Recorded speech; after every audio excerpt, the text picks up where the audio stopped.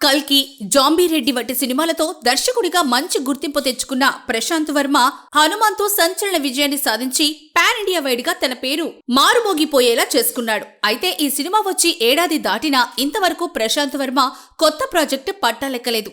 దీంతో ఈ young talented director తన ప్రైమ్ టైం ను వేస్ట్ చేసుకుంటున్నాడనే అభిప్రాయాలు వ్యక్తమవుతున్నాయి. హనుమాన్ విడుదలకు ముందు నిర్మాత డివివి దానయ్య కుమారుడు కళ్యాణ్ ను హీరోగా పరిచయం చేస్తూ అధీరను ప్రకటించాడు ప్రశాంత్ వర్మ. కానీ హనుమాన్ సక్సెస్ తర్వాత అధీర దర్శకత్వ బాధ్యతల నుంచి తప్పుకొని హనుమాన్ సీక్వెల్ జై హనుమాన్ పై ఫోకస్ పెట్టాడు.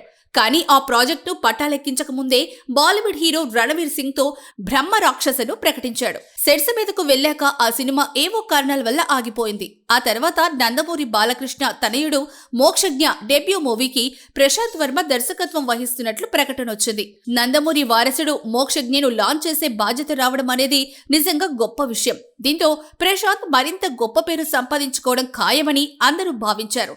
కానీ ఆ ఆనందం ఎంతో కాలం నిలవలేదు. మోక్షజ్ఞ ప్రశాంత్ వర్మ ప్రాజెక్ట్ ఆగిపోయినట్లు వార్తలొచ్చాయి.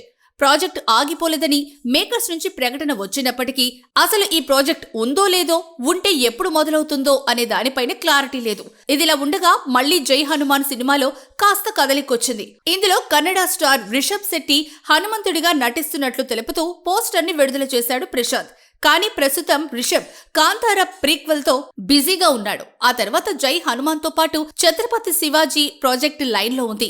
ఈ క్రమంలో రిషబ్ తన ఫుల్ ఫోకస్ ను జై హనుమాన్ పై ఎప్పుడు పెడతాడు అనే దానిపైన స్పష్టత లేదు.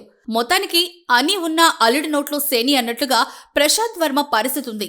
నిజానికి ప్రశాంత్ కి మంచి ప్రతిభ ఉంది. దానికి తోడు కెరీర్ ప్రారంభంలోనే హనుమాన్ వంటి పాన్ ఇండియా సక్సెస్ అందుకోవడం మామూలు విషయం కాదు. కానీ ఆ తర్వాత ప్రశాంత్ వేస్తున్న అడుగులు గందరగోళంగా ఉన్నాయి.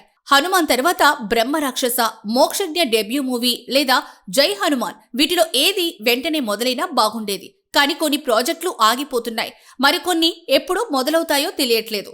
సాధారణంగా కొందరు సక్సెస్ తలకెక్కి వచ్చిన మంచి అవకాశాలను చేజార్చుకుంటూ ఉంటారు. మరికొందరు ఒక భారీ సక్సెస్ తర్వాత ఎలాంటి ప్రాజెక్టు ముందుకు మొదలు పెట్టాలో తెలియక తికమక పడుతూ ఉంటారు. మరి వీటిలో ప్రశాంత్ వర్మను వెనక్కి లాగుతున్న అంశమేంటో తెలియాలి. కాగా ప్రశాంత్ రచయితగా కూడా సినిమాలు చేస్తున్నాడు. ఇటీవల ఆయన స్టోరీ అందించిన దేవకీ నందన వాసుదేవ పరాజయం పాలైంది. అలాగే తేజ సజ్జా హీరోగా రూపొందనున్న జాంబీరెడ్డి 2కి కూడా ప్రశాంత్ స్క్రిప్ట్ అందిస్తున్నట్లు సమాచారం.